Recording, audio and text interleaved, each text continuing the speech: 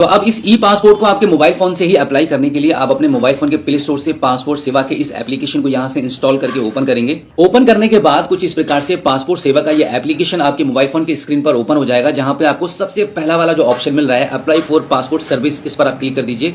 इस पर क्लिक करने के बाद अब यहां से आगे बढ़ने के लिए आपको सबसे पहले लॉग इन करना होता है। अब देखो, अगर आप पहली बार इस एप्लीकेशन पर आ रहे हैं तो आपको सबसे पहले अपना एक अकाउंट बनाना होगा। उसके लिए साइन अप वाले ऑप्शन पर आप यहां पे क्लिक कर देंगे। यहां पर क्लिक करने के बाद सबसे पहले आप यहां पे अपना पासपोर्ट ऑफिस चूज करेंगे। उसके बाद यहां पर आप अपना फुल नेम एंटर कर देंगे। यहां पर आपकी ईमेल आईडी एंटर करेंगे। अब आपकी इसी ईमेल आईडी को अगर आप अपनी यूजर आईडी बनाना चाहते हैं तो आप यस वाले ऑप्शन पर टिक कर देंगे एंड देन यहां पे चेक अवेलेबिलिटी वाले ऑप्शन पर आप क्लिक कर देंगे। तो अब अगर आपकी ईमेल आईडी आपका यूजर आईडी बनने के लिए अवेलेबल होगी तो यहां पे आपको ग्रीन कलर में लिखा हुआ आ जाएगा और फिर उसके बाद यहां पर अपना पासवर्ड सेट करेंगे एंड देन रजिस्टर कर देंगे। इसके बाद आपकी ईमेल आईडी पर एक ओटीपी चला जाएगा। उस ओटीपी को आगे एंटर करके सबमिट करेंगे तो फाइनली यहां से आपका ऐसे रजिस्ट्रेशन हो जाता है। उसके बाद वापस इसी लॉगिन वाले पेज पर आने के बाद यहां पर आपकी लॉगिन आईडी एंटर करेंगे और कंटिन्यू कर देंगे। अब इसके बाद पासवर्ड या ओटीपी के माध्यम से इसको लॉगिन कर लेंगे। अब इसके बाद एक फ्रेश पासपोर्ट को अप्लाई करने के लिए चेक नाउ वाले बटन पर क्लिक करेंगे। अब यहां पे स्किप फॉर नाउ वाले ऑप्शन पर आप क्लिक कर देंगे। अब इसको यहां से नेक्स्ट करेंगे। अब यहां पर फ्रेश पासपोर्ट को चूज करेंगे, यहां पे नॉर्मल वाले ऑप्शन को चूज कर लेंगे एंड देन यहां पे 36 पेजेस वाले ऑप्शन को चूज करेंगे and then save and next वाले ऑप्शन पर क्लिक कर देंगे। अब यहां पे सबसे पहले आपका नेम एंटर करेंगे, यहां पे सरनेम एंटर कर देंगे, जेंडर चूज करेंगे। इसके बाद यहां पे नो करेंगे एंड देन यहां पर भी नो कर देंगे। अब यहां पर इस कैलेंडर को ओपन करके आपकी डेट ऑफ बर्थ चूज कर लेंगे। इसके बाद इस वाले ऑप्शन पर यहां पर इसको नो कर देंगे एंड देन अब यहां पर प्लेस ऑफ बर्थ एंटर करेंगे। यहां पे आपका स्टेट चूज कर लेंगे, डिस्ट्रिक्ट चूज करेंगे, मैरिटल स्टेटस चूज करेंगे। अब इसके बाद सिटीजनशिप ऑफ इंडिया में यहां पे बर्थ वाले ऑप्शन को चूज करेंगे। अब इसके बाद अगर आपके पास पैन कार्ड और वोटर आईडी कार्ड है तो उन दोनों के नंबर आप यहां पे एंटर करेंगे एंड देन यहां पे एम्प्लॉयमेंट टाइप वाले ऑप्शन पर टिक करके यहाँ पे आप देख सकते हैं कई एक सारे ऑप्शंस आ रहे हैं। इनमें से आपके लिए जो भी ऑप्शन यहाँ पे सूटेबल है वो आप चूज कर लेंगे। हम यहाँ पे सेल्फ एम्प्लॉयड वाले ऑप्शन को चूज कर लेते हैं। अब इसके बाद अगर आपकी फैमिली में कोई गवर्नमेंट सर्वेंट है तो आप यस करेंगे, अदरवाइज नो कर देंगे। अब इसके बाद एजुकेशनल क्वालिफिकेशन वाले ऑप्शन पर टिक करेंगे तो यहाँ पे आप अपनी क्वालिफिकेशन चूज करेंगे। अब इसके बाद अगर आपकी बॉडी पर कोई चोट का निशान है, कोई मार्क है या कोई तिल है तो उसको आप यहाँ पे मेंशन करेंगे एंड देन यहाँ पे आपके आधार कार्ड के नंबर को एंटर कर देंगे। इसके बाद यहाँ पे आई एग्री वाले बटन पर क्लिक करेंगे, इसको यस कर देंगे एंड देन लास्ट में फाइनली इसको सेव एंड नेक्स्ट वाले बटन पर क्लिक करेंगे।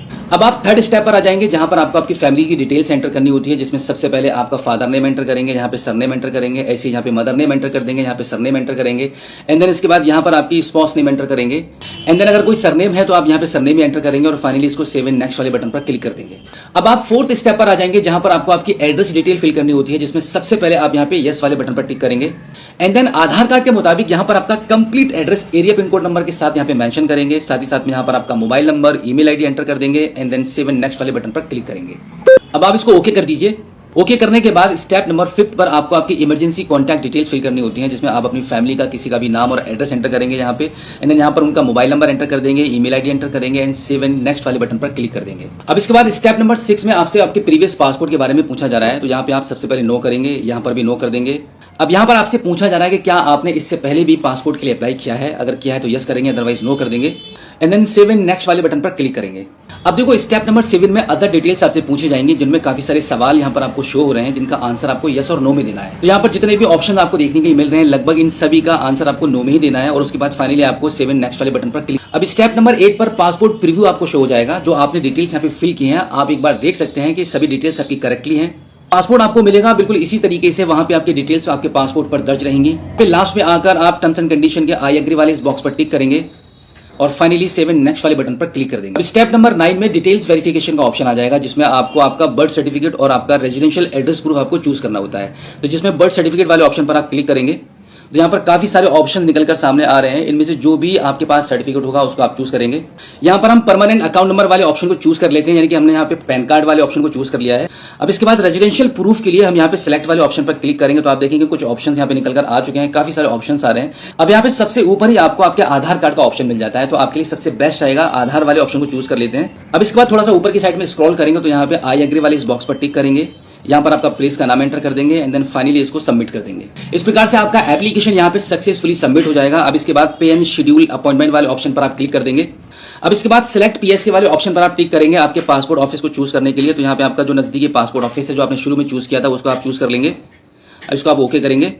अब इसके बाद अपॉइंटमेंट डेट सेलेक्ट करने के लिए इस कैलेंडर पर आप टिक कर लेंगे। तो यहाँ पर आपको कुछ अवेलेबल डेट्स आपको शो होती हैं कुछ इस प्रकार से।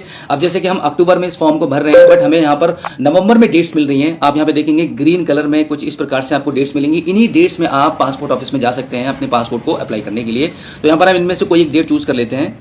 अब इसके बाद थोड़ा सा नीचे की साइड में आएंगे तो यहाँ पर आप बुक अपॉइंटमेंट वाले ऑप्शन पर आप क्लिक करें। अब इसको आप ओके कर दीजिए। अब यहाँ पर आपके मोबाइल फोन की स्क्रीन पर आपकी फी लिखी हुई आ जाएगी कि आपको इस पासपोर्ट को अप्लाई करने के लिए कितनी पेमेंट आपको करनी है। अब यहाँ पर आप पे नाउ वाले ऑप्शन पर आप क्लिक करेंगे। अब आप पेमेंट गेटवे के पेज पर आ जाएंगे जहां पर आपको पेमेंट करने के लिए काफी सारे मल्टीपल ऑप्शंस मिल जाते हैं, जिसमें से सबसे इजी रहेगा यूपीआई वाला ऑप्शन। तो यहाँ पर हम यूपीआई वाले ऑप्शन को चूज कर लेते हैं। अब यहाँ पर आप देखेंगे आपकी ये 1500 रुपए की पेमेंट करने के लिए आप यहाँ पे क्यूआर कोड वाले ऑप्शन पर टिक करेंगे और आप देखेंगे यहाँ पे आपके मोबाइल फोन की स्क्रीन पर ये क्यूआर कोड जनरेट हो चुका है। अब आप अपने किसी भी यूपीआई एप्लीकेशन से इस क्यूआर कोड को स्कैन करके पेमेंट कर देंगे। पेमेंट जैसे ही आपकी डन हो जाएगी तो आप देखेंगे कुछ इस प्रकार से आपके मोबाइल फोन की स्क्रीन पर आपका अपॉइंटमेंट लेटर निकलकर सामने आ जाएगा।